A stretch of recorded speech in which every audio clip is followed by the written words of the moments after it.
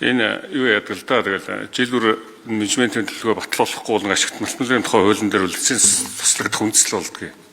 Тэгэхээр аж ахуйн нэгжүүд бол ингээд ямар нэгэн за ингээд ямар нэгэн байдлаар бол ингээд орон нутагтай хамтын ажиллагаагаа сайжруулах, харилцан ойлголцох гэсэн ойлголцлууд явдаг байхгүй. Гэтэл энэ ойлголцол байхгүй болж байгаа. Тэгэхээр энэ дээр би 9-4 дээр бол жил гэдэг нэмчихдэг бол жил бүр гэдэг нэмчих. Жил бүр гэдэг үгийг лавчаад байгаа байхгүй. Тэгэхээр эн чинь нэг удаа батлуулаад алга болно. Тэгээд хайгуул хийхгүй тэгээд дараа нь ашиглалт авах асуудал руу явах гэдэг байгаа байхгүй.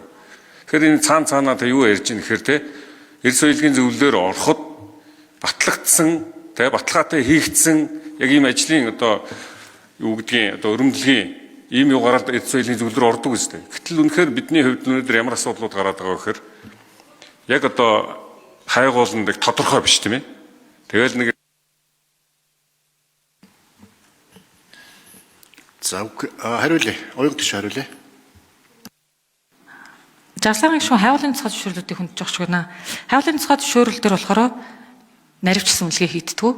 Ерөнхий үнэлгээ л хийж байгаа. Тэгээд таны түрүүний хэлсэнчлэн ашигт малтмалын тухай хуулиараа зохицуулагдаад явна. Жил болгон менежментийн төлөвлөгөө хайгуулын цогц зөвшөөрлүүд батлуулаад эзэмшигчд батлуулаад тэгээд нөхөн сэргийллийн 50% барьцаа хийдэг нь болохоор угаасаа ашигт малтмалын тухай хуулиараа энэ нөлөөллийн үнэлгээний хуулийг дагаад ашигт малтмалын хууль орж ирээгүй учраас тэр зохицуултыг огт хөндөөгүй хэвээр байгаа гэж.